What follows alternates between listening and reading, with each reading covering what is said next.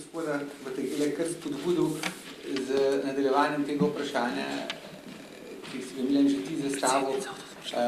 Ta podjetniški izziv je verjetno nekaj, kar vas vsakič nagne k eni bolj radikalni odločitvi, ko je treba nekaj spremeniti, nekaj novega narediti in temu potem biti neko določeno obdobje zvest. Pa me zanima, kako vi doživljate ta podjetniški izziv, oziroma kako ste ga doživljali. Vi ste nekajkrat svojo podjetniško ali gospodarsko pot preokrenil. Kako ste doživljali, ko se je začeli pripravljati to, da boste mogli nekaj spremeniti, in pa tudi kako ste potem vse to spremenili, ker se mi zdi, da ta izkušnja je danes za vse lahko dragocena, ker smo vsi nekako čutimo neko potrebo nekih sprememb, ali na osebnem, poslovnem, kariernem nivoju, ali pa mogoče širše. In kako se soočiti s to spremembo je, po mojem, en najboljših nauk, ali pa je zelo koristno zvedeti od nekoga, ki je to praktično nekajkrat zelo uspešno izpeljal. Ja, kar zanimivo, istočnico ste dali, ampak da bi lažje razumeli to početje, mora človek pogledati v svojo mladost, kako se je pravzaprav moja mladost odvijala, kako sem odraščal in kje so bili neki prelomni trenutki, da je moje početje drugačno kot večine podjetnikov. Jaz sem pač še danes nekako zaprisežen športnik, tako da brez tega verjetno ne bi črpal nobene notranje moči. Poskušam čim boljše skrbeti za svoje telo in duha, sicer v tej norišnici zelo težko preživiš. Šport me je pravzaprav zmeraj naučil tudi zelo veliko samodiscipline, odrekanja, truda, in pa trenerji so mi zmeraj dajali neka pravila so mi postavljali, katera sem mogel spoštovati. Ne moreš do vrhunskih rezultatov priti, če nisi stvari absolutno predan. To pomeni, da kot dijak, pač tudi če sem imel status športnika, sem mogel iti na trening, nisem mogel iti nekam drugam. Če so bile vaje težke, je bilo treba vaje vse opraviti in vse si delal zato, da boš nekoč prišel do nekega rezultata. Ta rezultat v tistih časih je bil zelo, zelo športen rezultat. Takrat si samo od telesa bil odvisen, od trenerjev, in takrat daleč od tega, da bi mi kakršnokoli poživilo dali v svoje telo, da bi nas delalo močnejšega, uspešnega. Vendar tudi po rezultatih, to so vse, kar se je meni dogajalo, se je v mladinski konkurenci dogajalo, se je zato, da boš nekam prišel, da boš nekaj vrhunskega dosegel, nekaj, kar mogoče ni še nihče. In namenoma vam nisem takoj povedal, kater šport pravzaprav je to bil, ker če bi takoj povedal, bi se malo nasmehali, zato ker jaz še danes zelo rad igram košarko, ampak bil sem enostavno premehen, še zmeraj sem mehen za ta šport, in potem, ko nisem vedel, kaj bi delal, sem tam očeta hodil dostikrat na balinišče gledati, kako on to balina, in to takrat pravzaprav ni bil nek šport. To je bil šport starejših ljudi, neko druženje, dokler niso takrat naredili nekega kluba in so nas 10 let stare otroke pelali takrat še ven iz te juge v eno italijansko šolo modernega balinanja. No, in jaz sem se takrat malo verjetno pokazal, da nekaj bi mi to šlo, in so me takoj že v tistih časih, tako kot je socializem to znal narediti, nekako segmentirali v to, da bi se pa splačalo z njim delati. Tako da že v osnovni šoli ni bilo čisto normalno to šolanje, ker je bilo vse zelo ciljno, in jaz sem pač temu verjel, da bom tudi nekako uspel, čeprav je bilo zelo smešno. Veste, takrat tako mlad fantič pa neko balinjenje se iti med upokojenci, med starejšimi ljudmi, je bilo smešno. ampak s prehodom, rekel, iz pionirske v kadetsko reprezentanco je bilo pa zadeva že zelo resna, ker smo takrat na nivoju Jugoslavije prvič prišli med 4 reprezentance sveta in še nikoli se ni zgodilo, da bi katerakoli reprezentanca stala med Francijo in Italijo. Ali so bili eni prvi, pa drugi, to je bilo to. No, in takrat je bil naš cilj zelo jasen, ker sem postal tudi kapetan reprezentance, da če hočemo nekaj doseči, ni to, da smo tretji smo že bili, ali bomo enkrat bili tudi drugi. No, in to je bil tak cilj, ki se ga spomnim, ker sem rekel, kaj se bo pa takrat zgodilo, ko bom to dosegel. No, in to se je zgodilo v Nici, v Franciji, bili smo takrat drugi in takrat se je pravzaprav moja športna kariera končala. Končala zaradi tega, ker ko sem trenerju rekel, da zdaj pa takrat je bila še vojska, to je zelo pomemben element, in če nisi bil upisan na univerzo, si šel 15 mesecev v vojsko, če pa si bil upisan, si šel pa 12 mesecev. In jaz se nisem upisal, ker sem šel za 15 mesecev. In pol vmes, ker tudi v vojski sem pač delal skoraj kar sem hotel s tem, sem tiste 3 mesece se pa meni vendarle ni dalo še biti več kot vsi ostali, ker vsi so mi govorili, ta se je tja upisal, ampak moraš tudi nekaj imeti v glavi, da se kam upišeš. Ja. In pol so me le prepričali, da bi najdel še eno drugo zanimanje poleg športa. Takrat sem se iskal, kaj je, sveta sem nekaj videl, grozno me je zmeraj zanimalo nekaj tujega, nekaj neznanega in sem takrat upisal geografijo in etnologijo, pač sem čisti družboslovec po izobrazbi. In ko sem se upisal, ko sem se vrnil nazaj v Ljubljano, mi je trener rekel, no tako zdaj boš pa ti študiral, zato ker status športnika res ni treba več, da imaš in ti bo živel od tega. Jaz se ne moram povedati tega razočaranja, ko moraš eno stvar zapustiti, ki si dal celo življenje. On me je takrat streznil, da v življenju je marsikaj in da v življenju moraš stvari se jim tudi odpovedati, če jih imaš še tako rad, če z novim dejanjem počneš nekaj večjega. No, potem sem diplomiral iz regionalnega planiranja in etnologije, ampak jaz nisem šel na urbanistični inštitut, ker sem bil moralno-politično oporečen. Dokler takrat so na inštitute šli lahko samo tisti, ki so bili člani Zveze komunistov. Jaz se nisem niti hotel tako ideološko opredeliti, čeprav so mi to globoko svetovali v 3. letniku in potem sem šel učiti.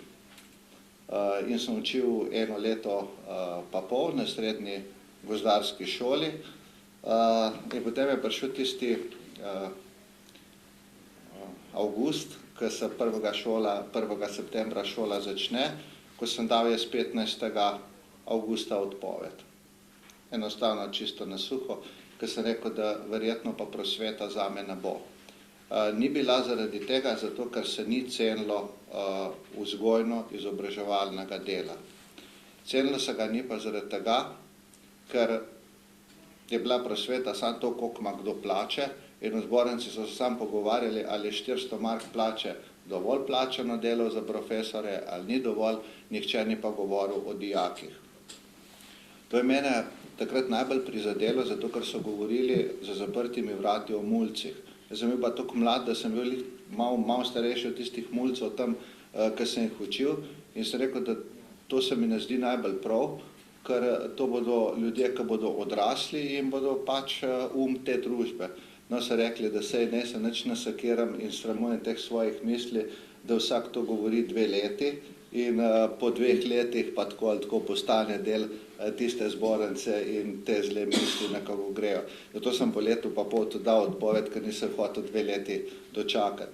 Bila je ena sreča sicer takrat, da je zakon o gospodarskih družbah nastal leta 1989 in je bilo podjetje Batagel ustanovljeno kot 64. podjetje v Sloveniji, tako da je to že ena blagovna znamka. Ne? Ja.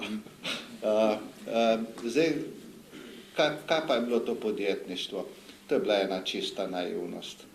To se takrat noben ni imel sploh pojma, zakaj se to gre. Meni so rekli, da moram imeti neko računovodstvo, neke knjige moram voditi. Nisem vedel niti, kaj to pomeni, kupiti, prodati. Takrat pač nekaj začneš delati, ogromno energije je bilo v tistih časih, želja, da bi nekaj uspel, vedel si, da ta kapitalizem ti to omogoča. To je bil en čisto drugi čas. Tudi pripravljenost, to žrtvovanje, da boš nekaj naredil, je bilo zelo veliko. Vse takrat nisi imel ne plače, ne ur nisi štel, nič nisi delal, enostavno delal si. Vse kaj pa sem delal na začetku? Vse sem delal, kar se je dalo v tistem času delati. Predvsem sem pa zelo rad, sem spoznal, da zelo rad prodajam. Ja, da je bilo to prodaja, ta odnos, ki ga ti s človekom, ko mu nekaj ponujaš, da je ta odnos lahko vendarle tudi zelo iskren.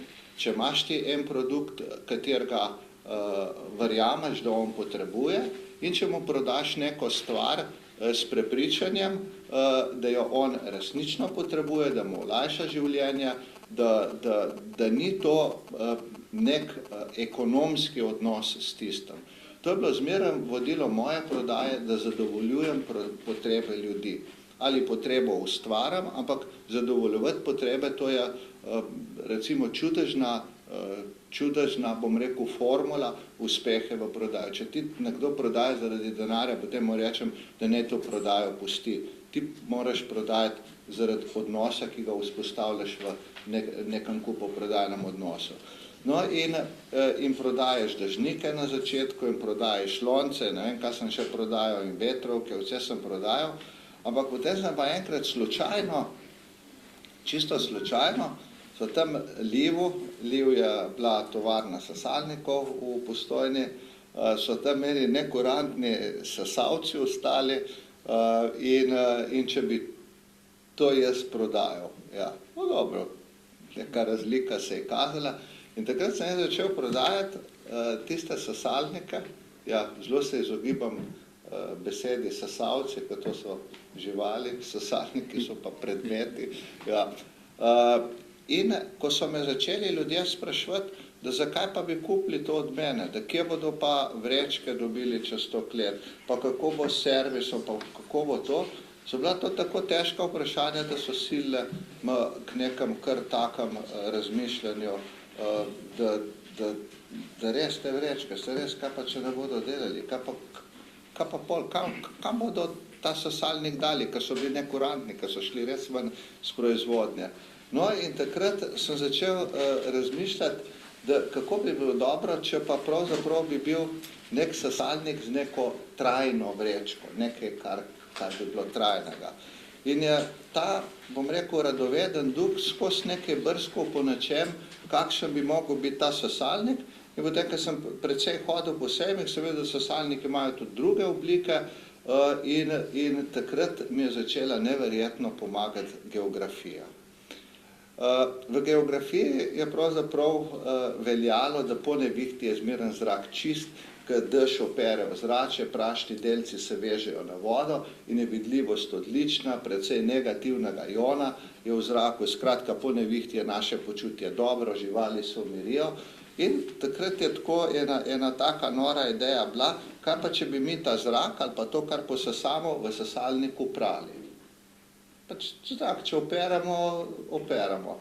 In še bolj mi je bila v bistvu hecna ideja, da če bi pravzaprav zrakom prišli pod vodo, bo on mogel potovati skozi vodo in kaj če bi mi ustvarili obraten dež. Ker dež pada z vrha, mi ga bomo pa od spodaj ustvarjali. No in tako se je takrat začel rojevati vodni filter. Ampak jaz nikoli v življenju nisem hotel biti proizvajalec. Jaz sem rekel, vse proizvajalcev je veliko, Italijanov, plastičarjev, kolikor češ, ker smo kot Primorci malo bolj vezani na tisti trg. In smo iskali nekega proizvajalca, ampak to idejo nekomu povedati, ker je bilo tako enostavno, niti ni bilo. Ker tako, da boste rekli, mi imamo eno idejo, pa bi vi to, pa nič ne povedati. Ja, on pa bi rekel, ja, kaj pa bi vi?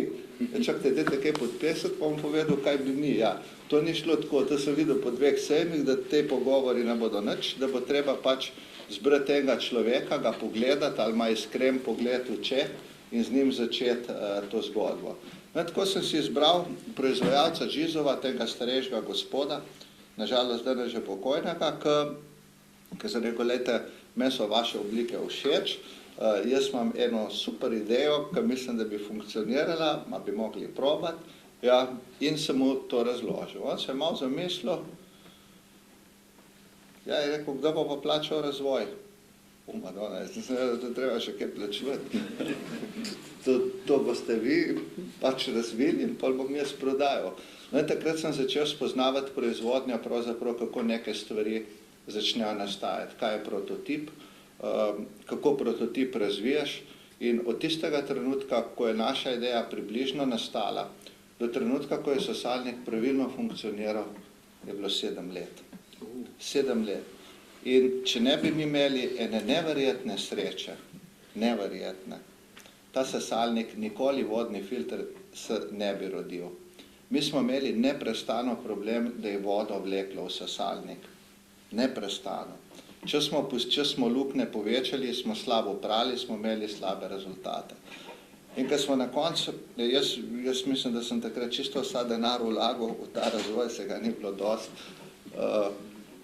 Oni so ga pa precej več, ko so bili proizvajalci, so ga tudi imeli.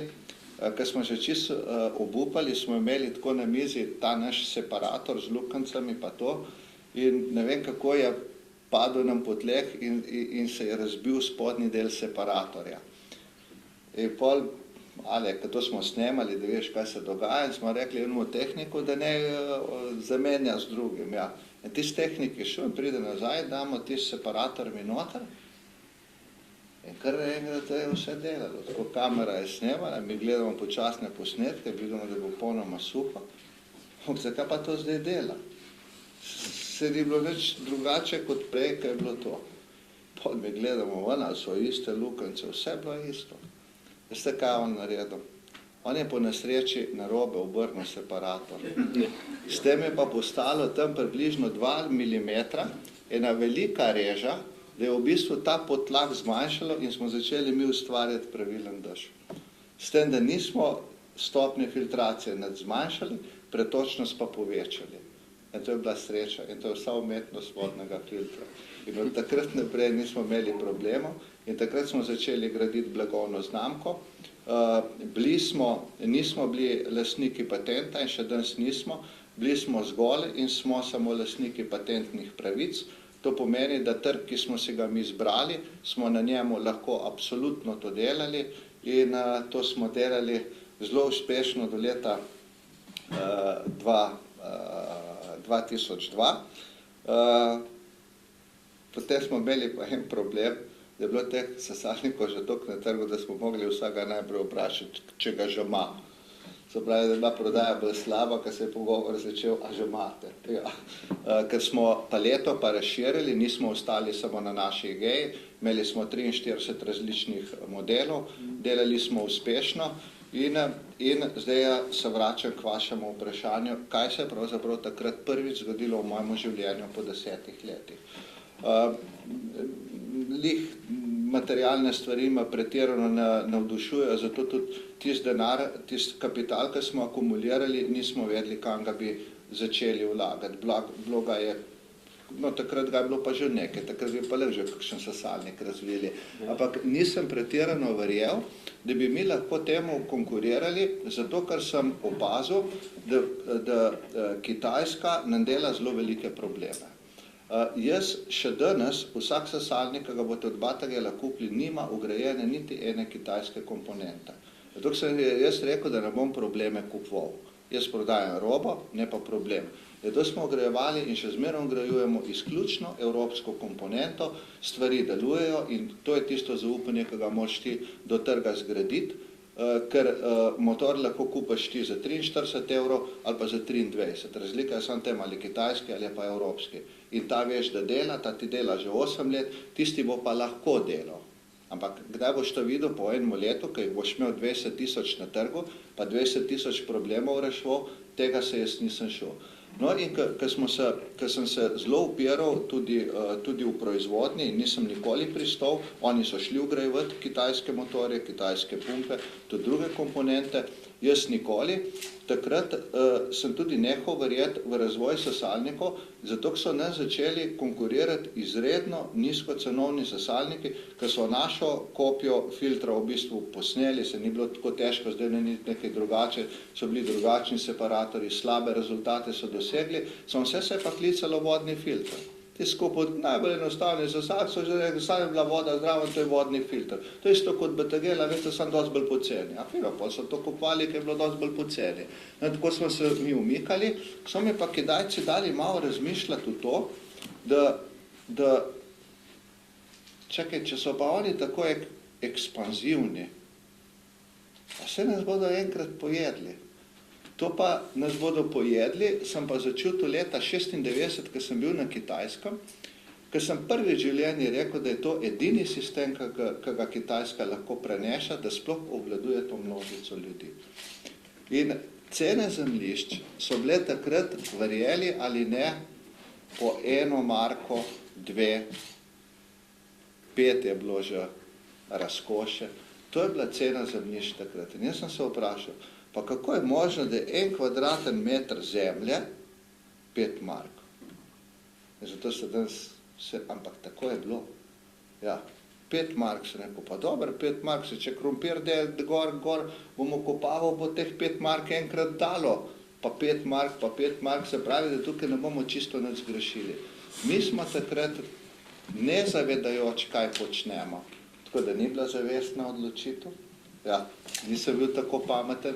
Kupovali zemljišče, ker smo verjeli, da ta zemlja je podcenjena. Kaj bomo delali z njo, pa res nisem vedel. Zato, ker so sesalniki še zmeraj bili v polnem razmahu, ampak kupovali smo pa zemljišča, tako smo pokupili od hoteli od jame, gostinski del jame je šel v stečaj že leta 1998 in smo v stečaju pokupili pravzaprav motele Proteus, restauracijo, predvsej tega, ker je bilo to enostavno tako poceni, kot sem vam povedal.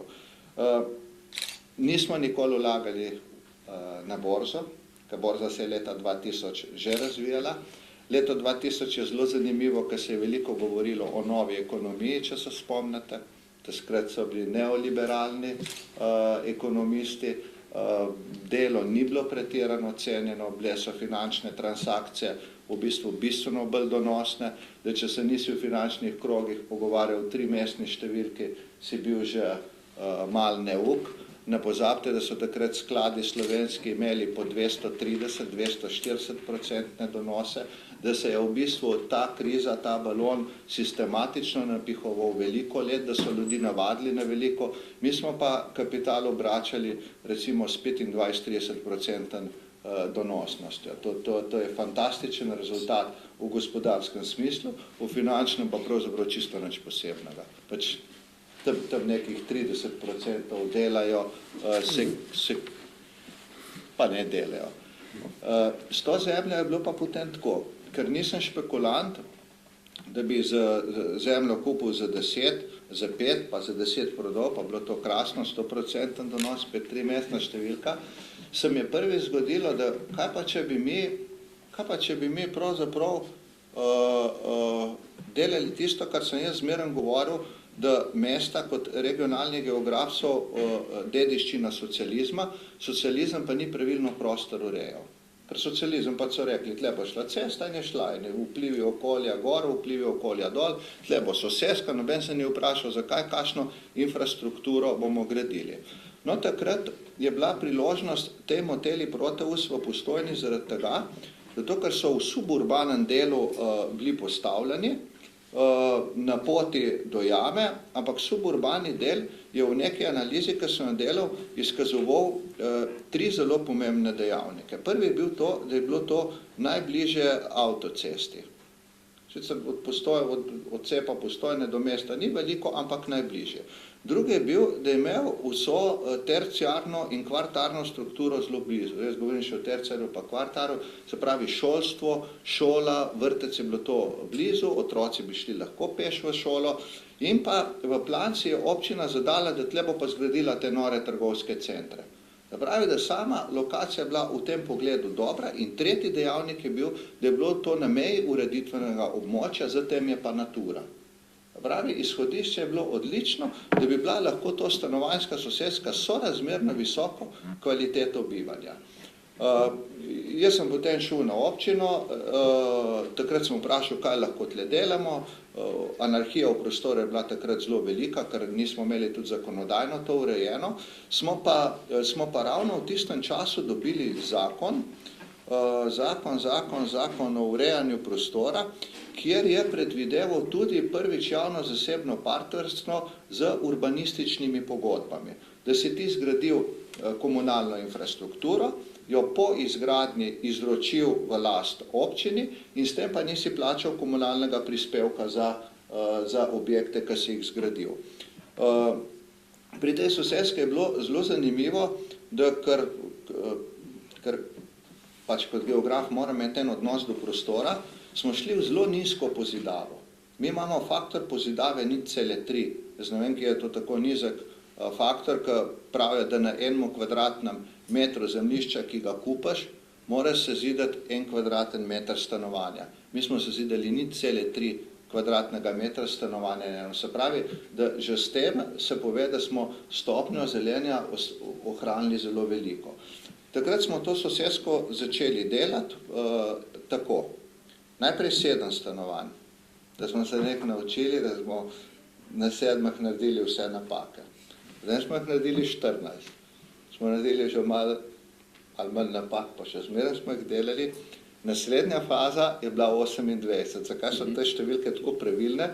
Zato, ker smo najprej adaptirali stare motele Proteus in je bilo 6 objektov. In zato je bilo v teh 6 objektih, ki je šlo za adaptacijo, za pravilne, smo rekli, ne so zaleteti, niti ne vemo, kako bomo prodali, smo pa zelo dobro prodali prvih 7 stanovanj, drugih 14 in unih 28. Zdaj pa ostalo tam ena površina 3 hektare.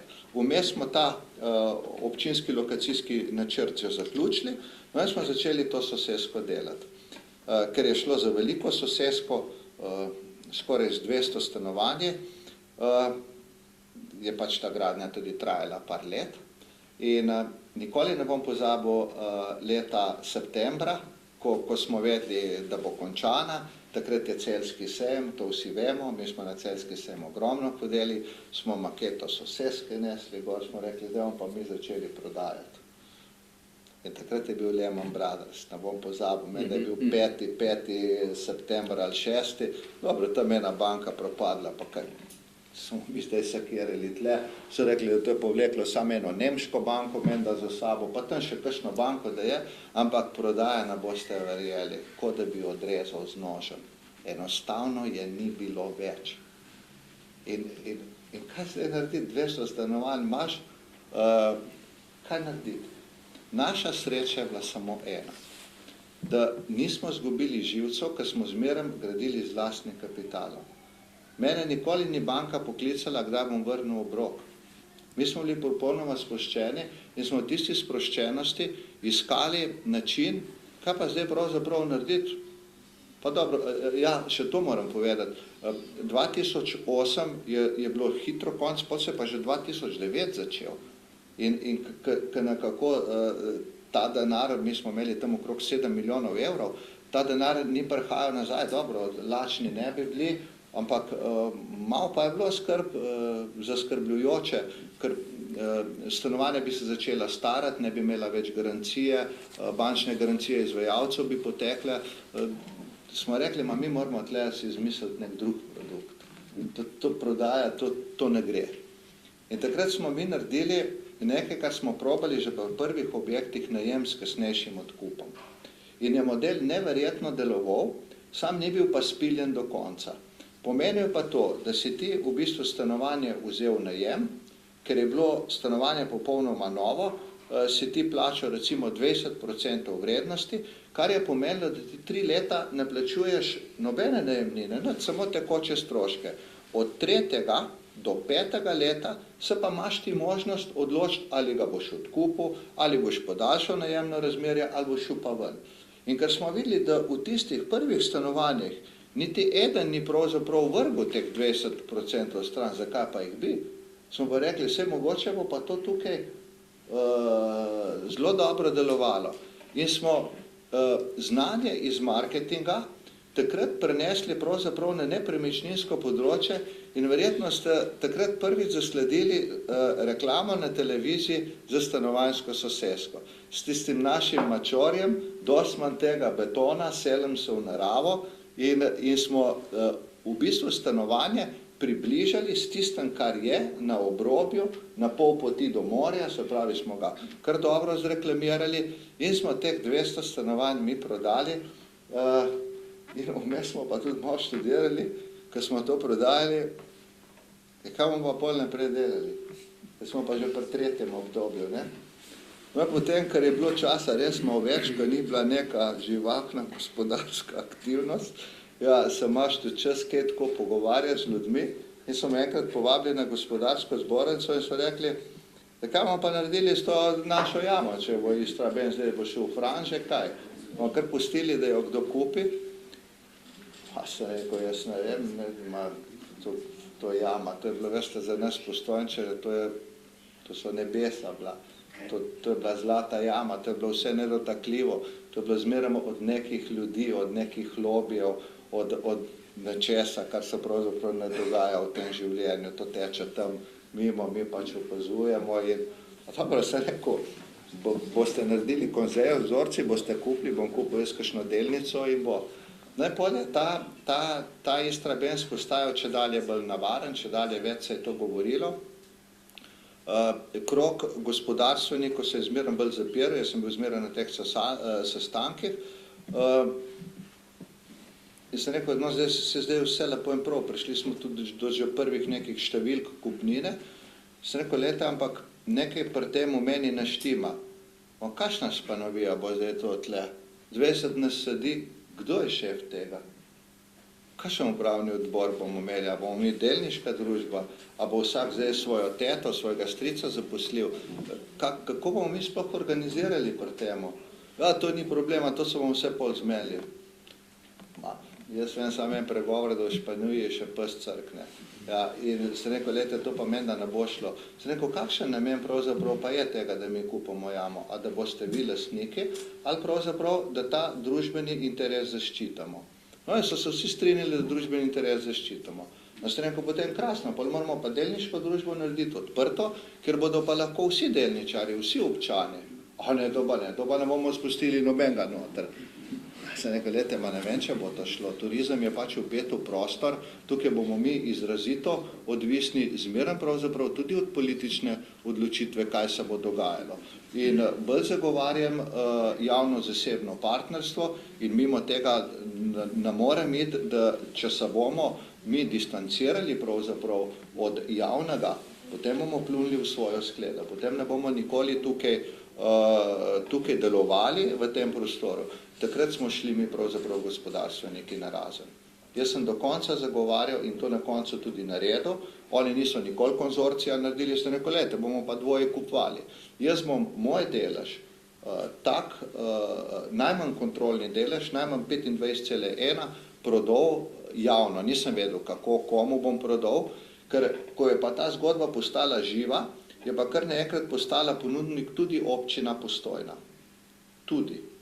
Zato, ker oni so zagovarjali javni interes, niso imeli pa denarja, da bi celo jamo kupili in ko so te najmanj pomembni ponudniki odpadali, mislim, da smo na koncu ostali, 15 je ostalo v ožjem izboru, je občina takrat naredila tudi konzultacijo z vsemi nami 5 in spraševala, kakšen model razvoja Postojnske jame zagovarjamo. Jaz sem povedal ta model, oni so tudi povedali kasneje, da je to za njih absolutno najbolj sprejemljiv model in če sem pripravljen podpisati zavezo, preden kupam, da bom to na koncu tudi naredil. Jaz sem rekel, normalno si, to sem vam razlagal. In smo mi v bistvu napisali, oni so mogli pridobiti soglasje občinskega sveta, da v primeru, da jaz kupam, normalno, če bo kupnina za njih tudi primerna, da bom v istem trenutku prodal 25,1 in že takrat smo naredili delniški sporazum, da se ne bi podjetje izčrpavalo, da samo 20% dobička se lahko izplačuje v delnice, vse ostalo mora iti v razvoj. In to se je pri jami zgodilo.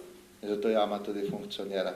Tako da jama ni bila načrtovana, jama je bila pač spet splet enih okoliščin.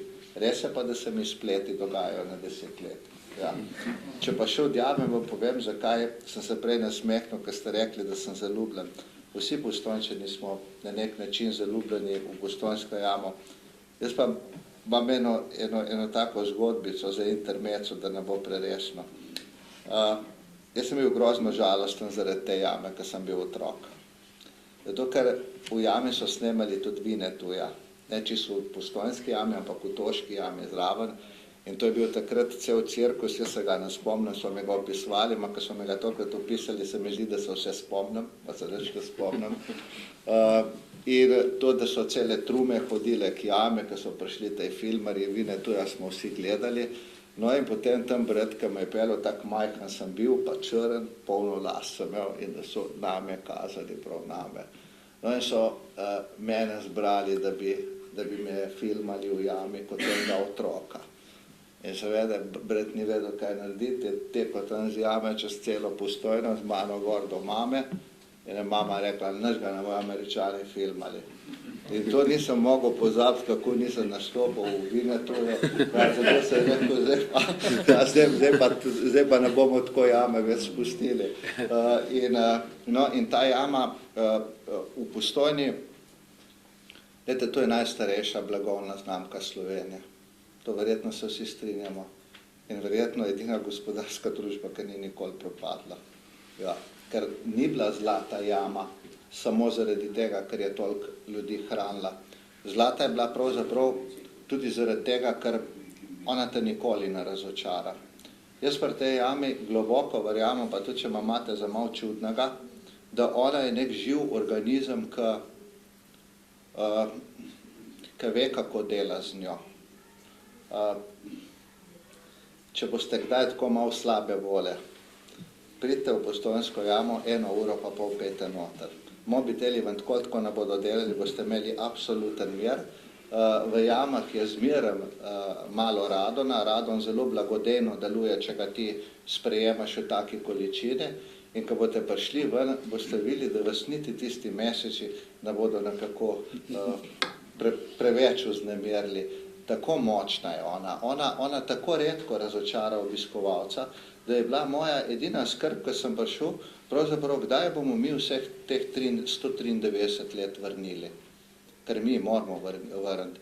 In hvala Bogu, da je STO tako močen poudarek dal trajnostnemu turizmu. Se pravi, da z rabo neke vrednote ne poslabšuješ njenega stanja. In to je ključno pri javi. Ker mi bomo ena nepomembna sled te jame, lahko pa za njo veliko naredimo ali pa malo. In zato je pri tej jami tako lepo biti. Ta jama sploh je čisto vseeno, koliko je ona dobra ekonomska kategorija, ker ti z opazovanjem kaže na neko večnost, na stvari, ki so bolj pomembne kot naše življenje v tem trenutku. Jaz, ko grem po jami, pa povlečem po kapniku, pa vidim železove okside, se vprašam, kdaj jih ne bo več. In potem, kadar se tako sprašuješ, vidiš, da te tudi veliko ljudi razume, ko nekaj delaš. In ta speča lepotica, veste, je bila špeča, tako smo kar prah, ker tam smo imeli nekje, vse v njej se sploh ni več govorilo. V osnovni šoli pravzaprav je kar z učbenikov zginila, ker so rekli, tam eno kraško obliko se pokaže. V prvem berilu smo včasih imeli z Majo v Postojnski jami zgodbico, ki so vsi otroci poznali. In ta njena mističnost je pravzaprav zanimiva zaradi tega, ker ona ti zmeraj nekaj govori, če ti njej prisluhneš. Tista tišina. tista tišina je zmeraj zelo zgovorna. Zakaj mi, ko so novinarji tako so radi hodili v jamo, vsi so se zunaj jame pogovarjali, vsi so nekaj v jami hoteli slišati, potem sem pa jaz povabil vse te novinarje pod enim pogojem, da vsi pridejo brez pisal, brez kamer, brez fotoaparatov, brez vsega in da jih bomo pelali v jamo. In smo naredili tem novinarjem, ker se neko lete, vi govorite o jami, maja ne razumete. In smo jih mi pelali peš v jamo v alternativo v Tartarus. Tartarus je en najlepših delov jame, ka moraš iti peš, in ko prideš do konca, imaš en tak tolmun in tam zelo pogosto vidiš tudi človeške ribice v naravi. Tja to ni razsvetljena jama, gre svojo razsvetljavo, no in takrat, ko prideš do Tartarusa, narediš pač nek preizkus, rečeš vsakmo lučimo, vsi ugasnemo, smo v popolni temi in takrat rečeš, da ne se vsak dvakrat obrne za 360 stopinj. In potem pustiš, da recimo 5 minut smo popolnoma tiho, nič ne govorimo. Ljudje ne vedo, da je 5 minut, mi vemo, ker imamo štoparco in tudi vemo, da je bilo to 5 minut. Ljudi potem, ko gremo ven z Tartarusa, ne takoj, ga ne vprašaš. Takrat je zelo zanimivo, da ko so vsi ljudje tiho, na začetku še nekaj slišiš, kot da govori naše telo, ampak potem čisto vse utihne. In takrat doživiš nek mir in pravim, zato tisti mir veliko tudi pove. Ko pa prideš ven, pa ljudi vprašaš, koliko časa smo bili pa takrat v temi, ma še eden je rekel več kot 2 minute. Ja. In ko si ti v jami 3 ure, pogledaš na uro, potem pa rečeš, pa kaj je to možno, mislil sem, da je 1 ura. Zelo brezčasna je. In zato je ona tudi tako slavna. Tako da jamo, verjemte mi, jo ni težko metrati. Ja. Ja. Je pa en problem, tako, ko v te jame jaz tokrat govorim in ko so me vprašali, da kaj se še želim, pa sem rekel leteti. Tako, ali s padalom, ali z avionom, pa to. Pa je žena tako rekla, ne, letel pa ne boš čist nikoli. Pa je rekel kolega, no, to je pa edina ženska, ki ima moža rajš pod zemljo, kot nad zemljo.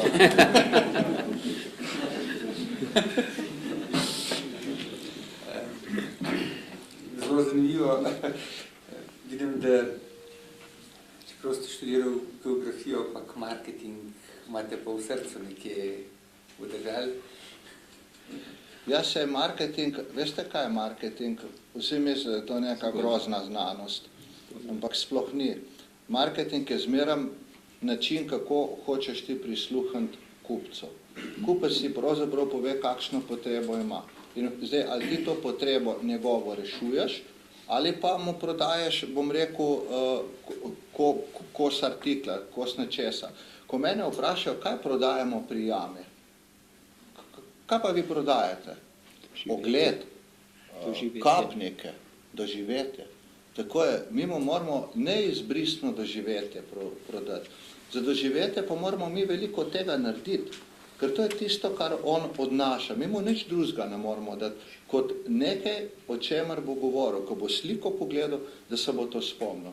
To je pa zelo pomembno, kako mi potem to doživetje interpretiramo. Ker bolj, kot ti interpretiraš predmet, bolj globoko je človekovo doživljanje. In kot ljudi začne spraševati, kaj ste si najbolj zapomnili, kaj vam je bilo najbolj všeč, kaj vam ni bilo všeč, se ti oni vse povedo, kakšen marketing boš imel. Se potem pa nisi nek genij, če so mi govorili, da kaj bo pa z vrečkami, pa smo vodo naredili. Se so oni povedali, da nećejo imeti vrečk, da bi imeli nekaj radi, kar malo stane, pa skozi prvoki. No, to pa je res skozi bila voda. Ja. In tukaj pri temu doživetju isto. Če bi mi pri jami razmišljali skozi to, da ona se nobenega ne razočara, bi verjetno delali največjo napako, ko bi pozabili na gosta. Ja. Ker problem jama, seveda ima tudi probleme. Ko mi peljemo 600 ljudi noter, kako ne jaz vodim tako skupino, tleva se približno 50-60, skupine so pa, koliko sem zgrešil? Ne dost, ne? Ne dost. No, tako. Skupine so pa pri nas 100 ljudi, pot je dolga 1 meter, zdaj mi pa povejte, kaj te zadnj sliši. In kako jaz ne njemu jamo interpretiram, če mu pa sploh nič ne sliši. In pol v sezoni je nas 180, Zato, ker imamo ogromno študentov vodnikov, ki pridejo pač tja sezonsko služiti. Ampak kvaliteta interpretacije njihove je pa katastrofalna. In bolj vprašaš, on v povprečju, ko sem šel štopat, on v povprečju z gostom govori tisti, ki ga slišijo, oni ga nič ne slišijo. 4 minute pa pol. V obisku, ki traja 1 uro pa pol. Kaj pa on sploh ve? On sam ve, da nekaj raste gor, pa nekaj spodaj, pa da je to narava naredila. Ne tako, kot en otrok, ki sem hodil za njim pri jaslicah, pa je bil tako srečen, pa gledal, tak je bil malo bolj. Pa sem ga videl, da je učen mož. Pa pocuka mamo, pravi, kaj tako je bila prav malo sitna, tako naprej rekel, mama, ma koliko časa so to delali? Tako da to je sprava in potem smo ravno pri temu gostu razložili, v čem je ti zadnji gost razmišljati drugačen od prvega, ki sliši. In smo 1 leto delali pravzaprav na enih vrhunskih audiovodnikih, ki jih bomo dali zdaj ven maja. Mislim, da smo edina evropska destinacija, nisem še zasledil niti ene, ki bo v 14 jezikih bil gost voden. Ker mi smo vodili v slovenščini, italijanščini, nemščini, angleščini in poleti v francoščini in španščini.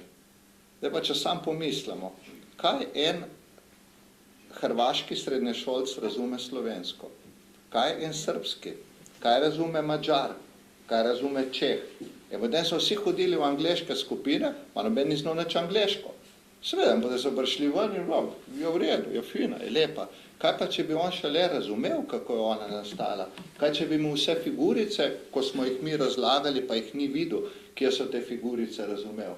No in potem, zdaj, ko je šlo to tesno obdobje mimo, je pravzaprav videti, kako je stopnja doživljanja ljudi bistveno večja. Ja, ker stvar ceniš toliko, kolikor o njej veš. Če mi začnemo 193 let njegove zgodovine razlagati, ko mi začnemo razlagati, da smo imeli elektriko prej mi kot v Londonu, a pol smo pa že pomembni, da s Francem Jožefom železnica je prišla železnica tudi v Postojnsko jamo, da v tistem času je Franc Jožef bil 2-krat v Postojnski jami. Ko je imel audience v 4 zjutraj jih je začel, pa jih imel do 12, ki je po 4 ure spal, pa si v svojem življenju privoščil pride 2-krat v Postojnsko jamo.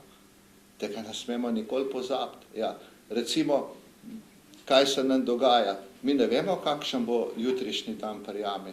Tako kot včeraj nisem vedel, sem šel pač lepo v službo in sem zvedel ob 9. uri, da bo tajska princesa pri nas, ki prihaja v privatnem obisku, inkognito, ampak da hoče pa protokolarni sprejem.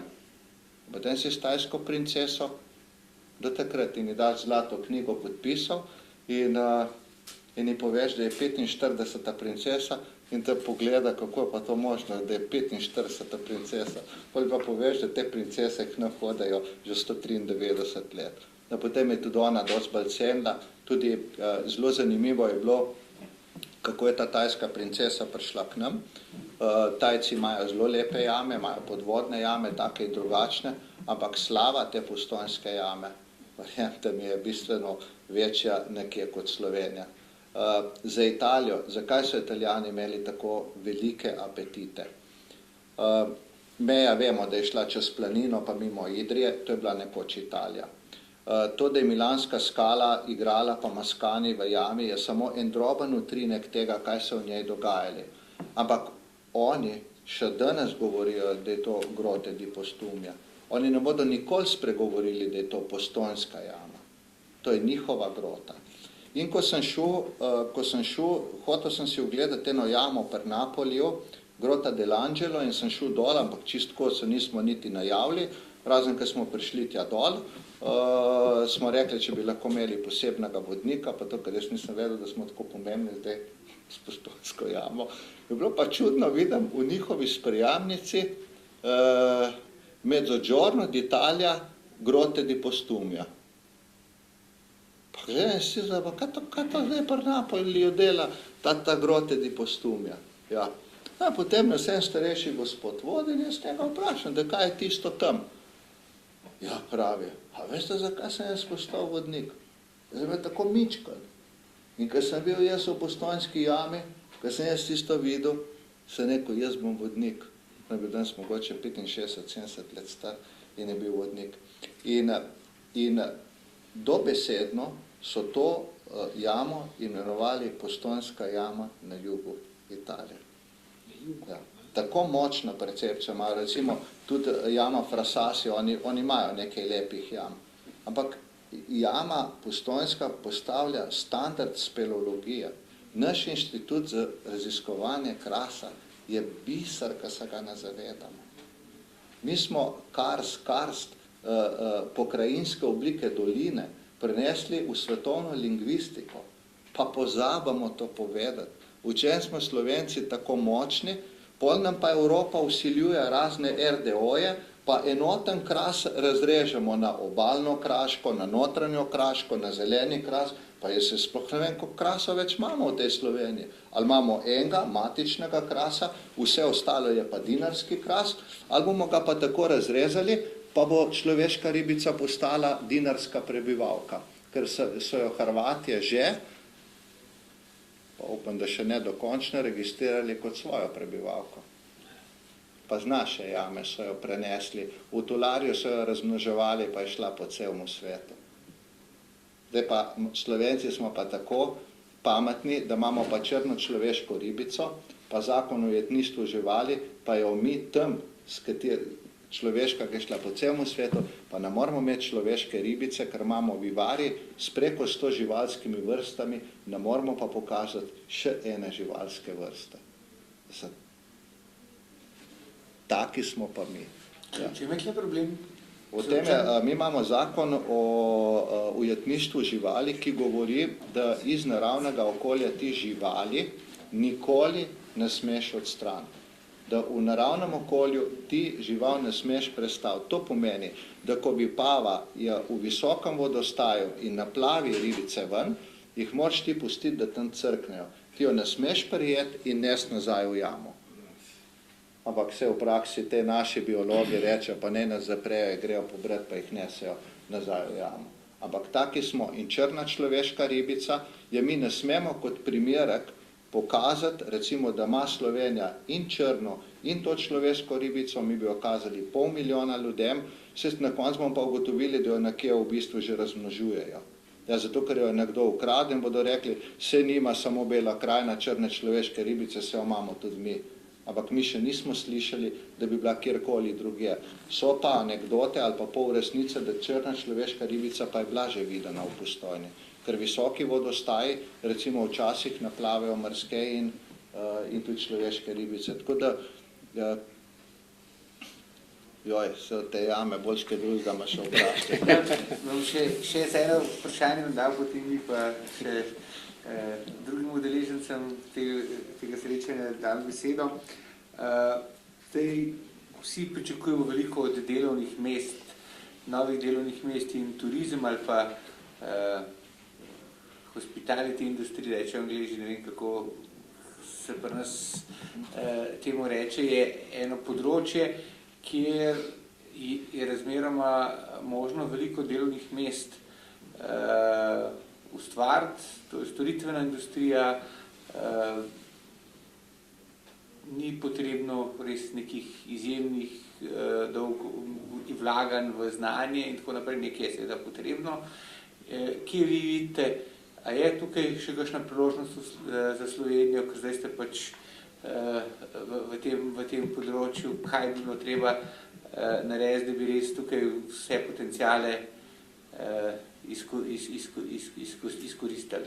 Zdaj pač imate tudi hotel ob jami, cel kup te dejavnosti, investirali ste v nepremičnine, imate s prostorom se ukvarjate, ker en problemov je verjetno, da za vse, ki ne bi investirali v turizmu, prostorski pogoji niso čisto jasni pa transparentni in jih to odvrača. Ja, bom šel kar po vrsti najprej, od kakšna je to priložnost za zaposlovanje. Zelo velika. Ampak na tak način, kot imamo v tem trenutku delovsko pravno zakonodajo, nikakršna.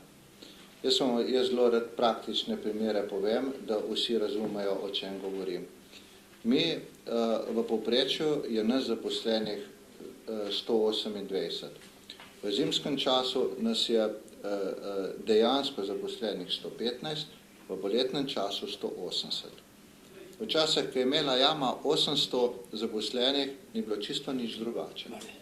Ampak veljal je zelo lep red v okolju. Gospe, fantje, možje so prišli z začetkom sezone delati, konec sezone so ponudili dopust, so bili 9 mesecev v službi, 3 mesece so bili doma, ker je zadeva funkcionirala in tako so cele generacije šle v penzijo. Kako je pa danes? Danes je edina delovna sila v turizmu taka, malo bolj fleksibilna, lahko študent. Dijak pri nas niti ne, ker v jamo dijakov mi ne smemo voziti. To so še mladi ljudje, malo manj odgovorni, vsako leto moraš nove učiti in niso najkvalitetnejša delovna sila.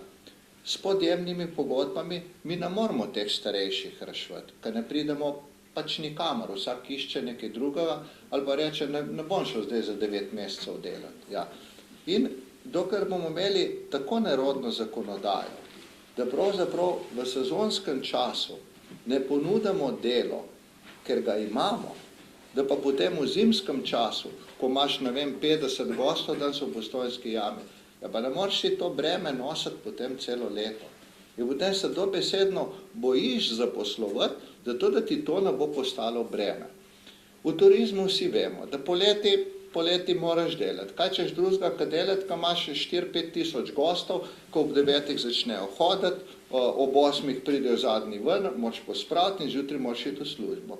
Ma tisti, ki malo zračuna, hitro ugotovi, da to, kar sem jaz zdaj rekel, da vmes ni 12 ur časa. Ker ima pravico do počitka 12 ur. Ampak to ljudje so čisto pripravljeni, da tako delajo. Se pol novembra je pa skozi doma. Če komu napaše, pa da bo rekel, da ne bo to delal, v redu bomo rekli, pač ni treba delati, boš prišel ti za 10. Ten turizem pa res ne more tako funkcionirati.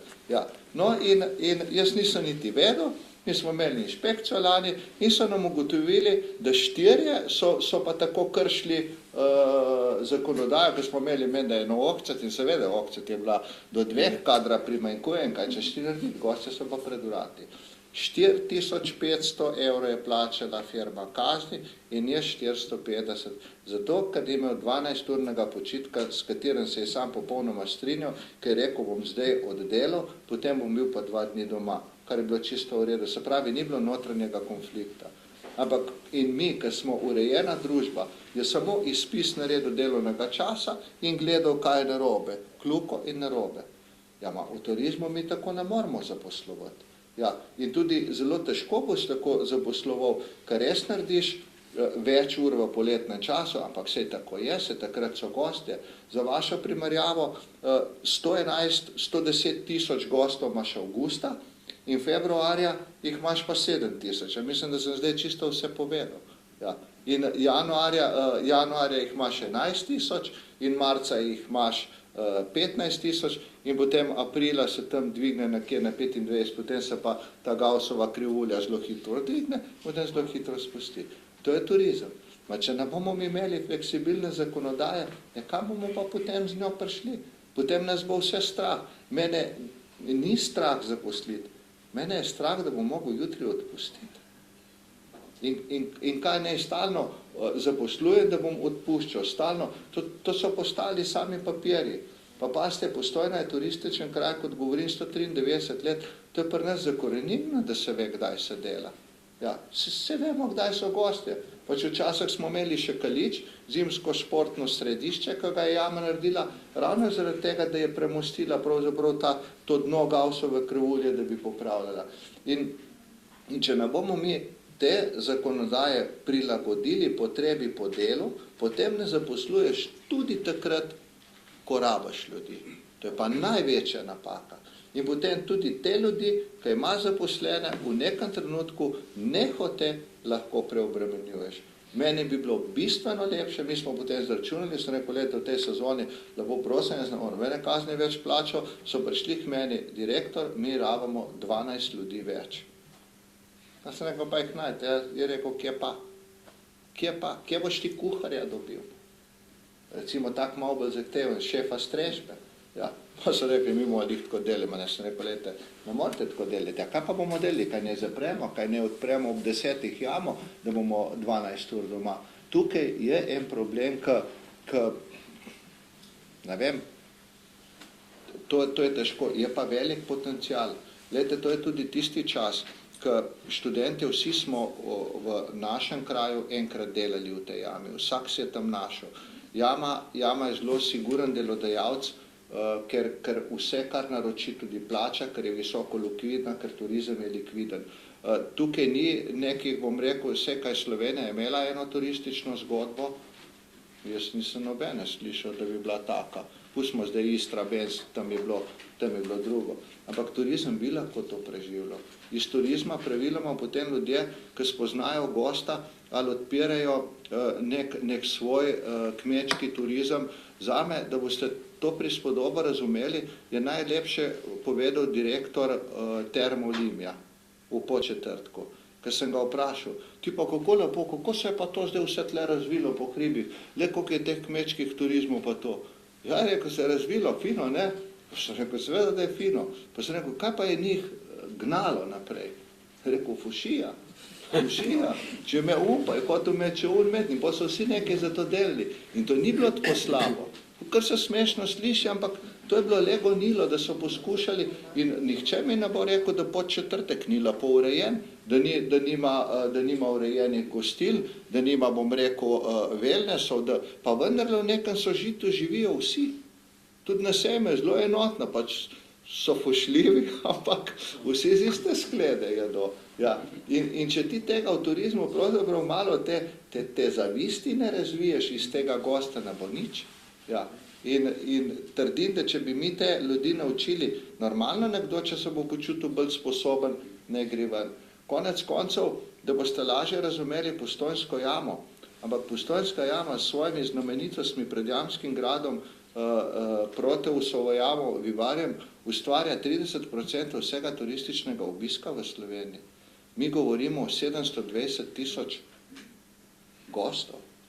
Recimo za primerjavo, Ljubljanski grad ima 200 000, Blejski grad okrog 200 000, živalski vrt, ki ima sezonsko karto, pa šteje vsakega obiskovalca, ki gre noter 250 000. Mislim, tukaj se kaže njena moč, mogoče njena moč se kaže v temu, da je imela lani Slovenija 38 000 prenočitev japonskih gostov, prenočitev, nekateri so bili tudi po 2 dni, jama pa 42 000 Japoncev. Se pravi, kako je močen ta tranzit skozi Slovenijo in mi smo stalno vpeti v neke turistične tokove. Mi se zdaj zelo intenzivno povezujemo s Plitvicami, zato ker Plitvice so še, država je bila zelo pametna za Plitvice. Plitvice so imele leta 1988, ko je imela Postojnska jama skoraj 1 milijon obiskovalcev, 200 000 obiskovalcev. Lani so Plitvice končale z 1 800 000 obiskovalcev. In pol sem, ko smo se pogovarjali, sem rekel, da kakšna je struktura njihovih gostov. Pa pravi, Francozi so prvi goste. Sem rekel, kdo je vaš prvi gost? Francozi. Pa sem rekel, pa kje pa to bi mogel biti Nemc, to bi mogel biti Italijan, ne, rekel Francozi. Sem rekel, to vam ne verjamem, vaš kje pa prihajajo? Pa je lepo pokazal, Split pa Zadar, letališče pa Zagreb. Mi pa enega Brnika ne znamo razviti, da bi nam goste vozil. Lani so nam pali Britanci tako dol, sam na Brnik greš pogledati, če še čarter leti z Anglije, pa je zadeva jasna. Se pravi, nacionalni letalski prevoznik je generator polovica turizma v Sloveniji. In raška bi denar vlagal, bi jaz vlagal v tega prevoznika, da vozi v Slovenijo. In zakaj pa vlagamo nizkocenovca, mu dajemo subvencijo za to, da tukaj pristaja? Pa dajmo našo Adrio razvijati, pa ne bo še ona malo nizkocenovna, pa ne nam te goste vozi. Mi ne moramo se razvijati, če pravzaprav nimamo letališč v bližini. V Sloveniji imamo to Adrio in to Ljubljano, ker ne vemo zdaj točno nič sami, kaj bi z njo delali. Tako na nacionalni ravni ščitajo turizem, v Sloveniji pa ne znamo 2 hotela povezati med sabo, pa si gosta podajati. Ne. ne raje pes crkne. Tak je turizem, jaz na turizem gledam zelo realno. Veste zakaj? Ko sem kupil jamo, se je direktor STO-ja poslavljal in na prvi sprejem, ko sem šel, je bilo na Brdu in ko sva prišla z ženo, so čisto njo pozdravljali. Kako lepo. Ko njo pa vsi pozdravljali. Ja, kako si, fino, ono, tretje. In pol je povedala, da je pa tegela, vam ni še nobenemu kapano, kaj preveč, ja. Kaj pa zdaj delaš, zdaj bom pa mogla kaj pri jami. A ja, se res, a vi ste kupili jamo? Ona je bila pred 15 leti v turizmu. V 15 letih se ni spremenilo popolnoma nič. Čisto isti ljudje. Isti ljudje in zato so njo čisto vsi pozdravljali, zato ker so jo čisto vsi poznali, ki dela na Kompas kongresih. In tak je slovenski turizem. In v bistvu to je tudi ta otopelost, ta neodprtost navzven. Nihče ne hodi več. Jaz sem šel na par sejmov, pa to je druženje fino. Tam malo papice, malo popiješ, poješ, krasno. Vsi se menijo med sabo, a oni Italijani pa Nemci hodijo pa mimo. Pa se menijo ti, kako je zdaj kaj v tvojem hotelu, pa to je dobro, ja. Pa kaj, na sej moram ti zdaj ubiti Milano, zato da se menim, kako je v Sloveniji, da se moram meniti navzven. In jaz ne vem, kako bi vam povedal, ampak tle nekaj naštima. Ja. In pol, ko našparaš jezika in to poveš, ti povejo tako kot takrat v zbornici, čez 2 leti, što ti njim govoril mulci. Ja. In to je zelo navarno, da postaneš od zunaj, da je ta kritičen pogled, bom rekel, tvoja osebna lastnost, ali pa tako, kaj jaz pravim, sapere avde, imam svojo glavo, svoje razmišljanje in to ne me krasi, tudi če včasih drugačno od drugega, bom upošteval, ampak to je edina sreča, ki jo imam. In zato, ko še enkrat, ko pravijo, tudi vi ste rekli nekaj, da sem uspešen, pa takrat bi se najraje z nečem pokril. Jaz sploh ne vem, kaj to uspešnost je. Ker nikoli nisem še naredil tistega, kar mislim, da bi bilo tako veliko, da bi si to zaslužil. Upam, da me razumete, da toliko tega je še za narediti in jama ti pove, da nikoli ne boš naredil. Tudi, ko smo sesalnik naredili, mi smo vedeli, da bi lahko še nek drug sesalnik naredili, pa ga nismo naredili. In tudi stanovanje bi lahko še nekaj več naredili v tem prostoru in nismo naredili. Pač nikoli ne narediš in breme, ko ga s tem nalagate, boljše ga bi dali komu drugmu, ne meni.